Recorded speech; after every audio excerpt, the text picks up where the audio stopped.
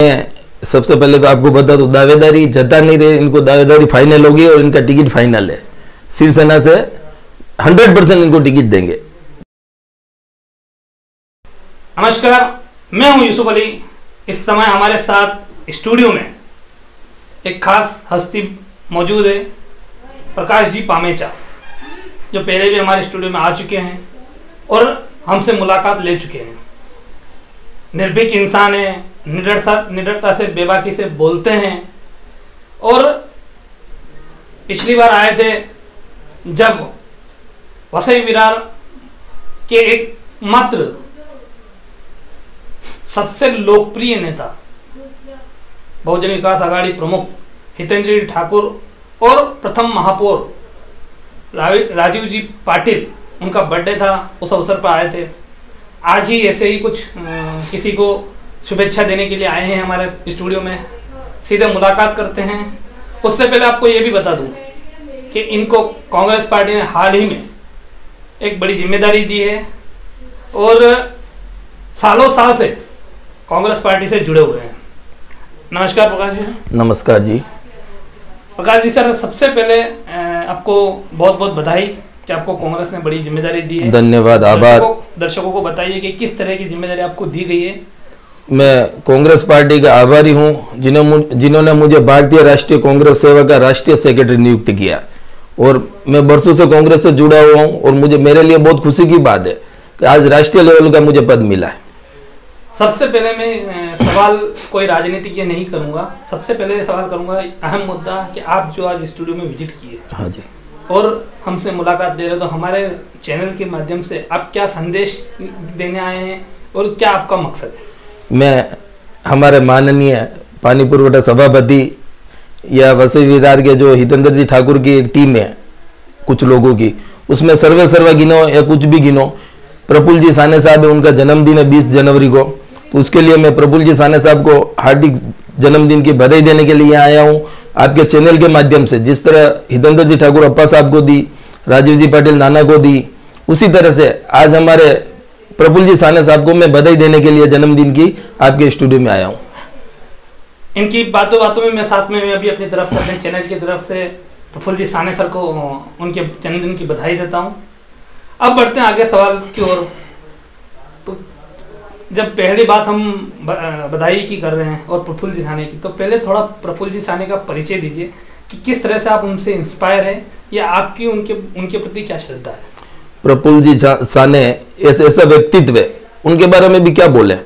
व्यक्तित्व ऐसा है, जैसे अपन ने एक टीम बना रखी है तो वो टीम में प्रफुल्ल जी साने, आज जो विकास हो रहा नगर पालिका हो, महानगर पालिका हो, वहां पे एक प्रफुल्ल जी साने एक ऐसा व्यक्ति है, उनको आज से 10 साल पहले, करीब 15 साल पहले पानी पुरवठा सभापति थे। आज भी उनको ये सूर्य प्रकल्प, उस गांव, ये सब उनके एकदम निगाहों में, उनकी देखरेख में काम हुआ और उनके देखरेख में लाखों कनेक्शन हुए। जितने कनेक्शन हुए ना पानी पुरवठा के, पानी विभाग के, उनके हुए। आज उनके ऑफिस में चले जाइए, जहां पे उन्होंने अपना सब काम ही सेवा ही, लोगों की सेवा ही अपना काम समझ रखा है।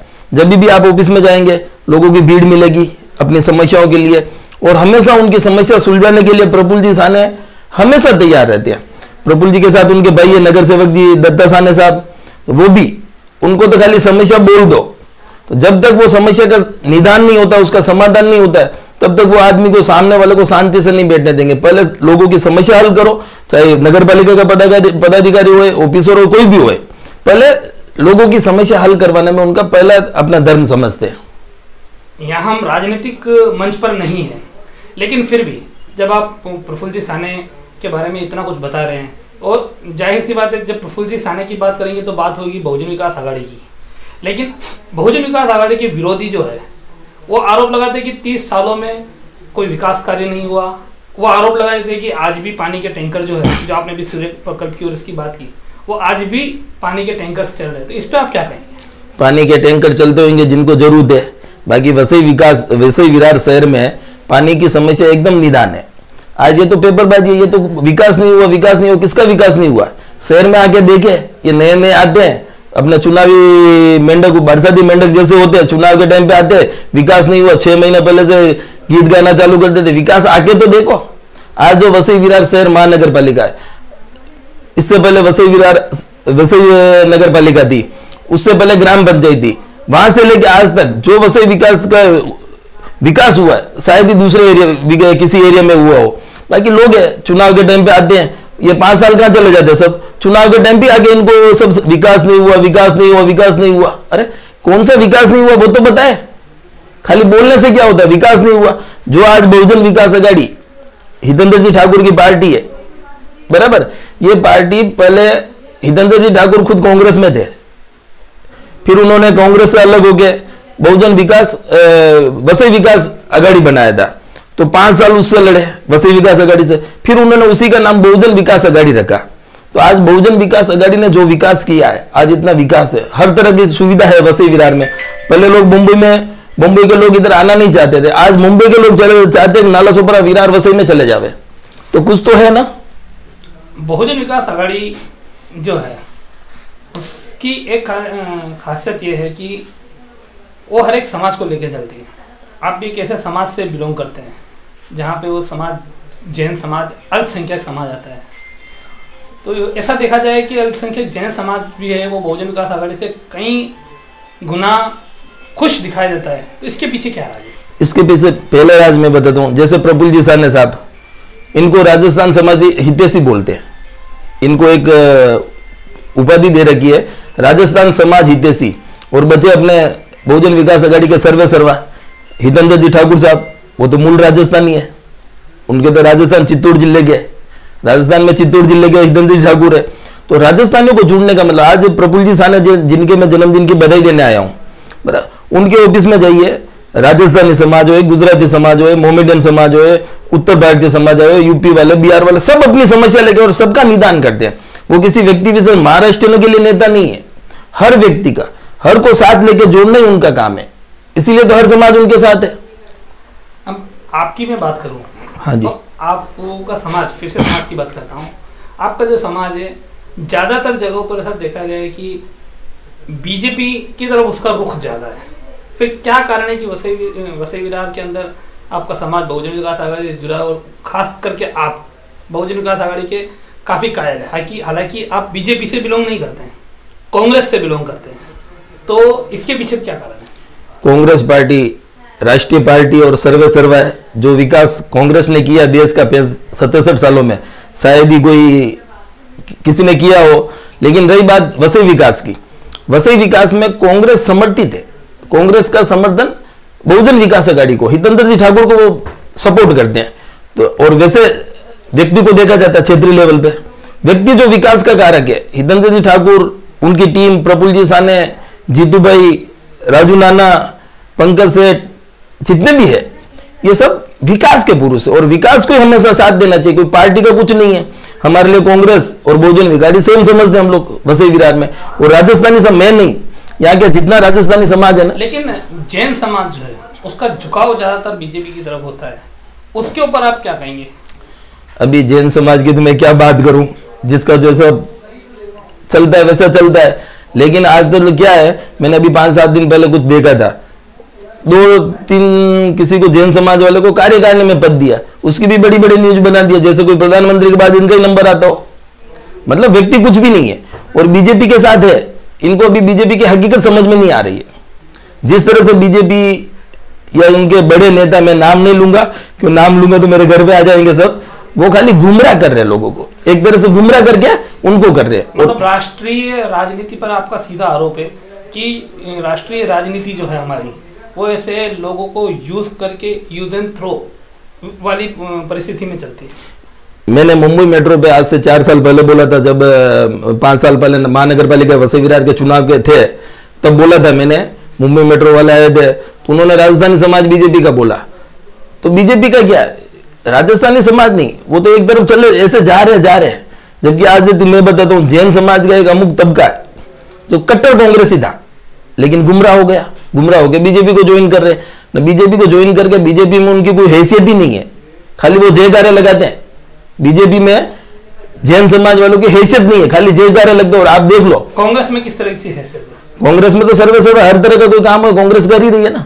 कांग्रेस में बड़े पद दिए, सबको लेके साथ चल रही है। आज आप महाराष्ट्र में देख लो, जब भारतीय जनता पार्टी की सरकार दी या किसी की सरकार दी, राजस्थान के जो हमारे मुंबई के पुरोहित साहब है, मेहता साहब है, लोढ़ा साहब है, इनको क्या दिया? खाली एमएलए तक ही रखा ना। क्यों इनको वजूद आ गया? जबकि ये चाहते मिनिस्टर से भी बड़े। नहीं, लोढ़ा साहब तो आज भी पार्टी अध्यक्ष है, पार्टी प्रमुख है, लेकिन इन किसी को मंत्री पद नहीं दिया। यहां तक कि पुरोहित साहब को टिकट भी नहीं दिया। आपको भी पता है क्यों नहीं दिया?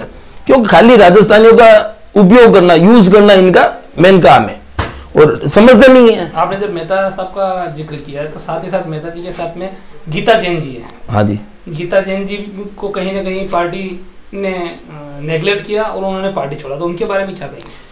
मेरे लिए मेहता साहब जितने करीबी दोस्त है उतनी मेरे गीता जी पहचान में है। मेरे लिए मेहता साहब और गीता जी सेम है, दोनों मेरे करीबी है।